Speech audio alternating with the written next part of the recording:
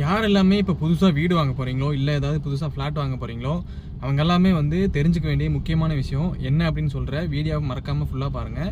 என்ன அப்படின்னு பார்த்தீங்க அப்படின்னா, ஹைகோர்ட் வந்து புதுசாக ஒரு ரூல் கொண்டு வந்திருக்காங்க. எதுக்கு அப்படின்னா, இதுக்கு முன்னாடி எல்லாம் பார்த்தீங்க அப்படின்னா பில்டர்கிட்ட இருந்து இது இடமோ இல்லை வீடோ இல்லை அப்பார்ட்மெண்ட்டோ வாங்கும்போது அவங்க ஒரு டைம் கொடுத்துருப்பாங்க.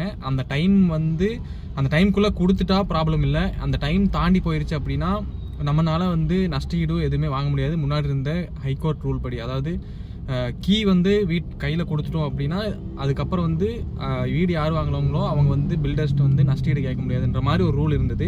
இப்போ அந்த ரூலை வந்து ஹைகோர்ட் வந்து பிரேக் பண்ணியிருக்காங்க.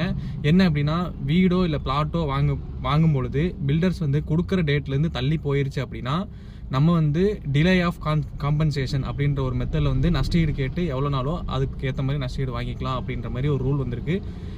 இது புதுசாக யாரெல்லாம் வீடோ பிளாட்டோ வாங்க போகிறாங்களோ அவங்களுக்கு ஷேர் பண்ணுங்கள். இது வந்து தெரிஞ்சுக்கோங்க.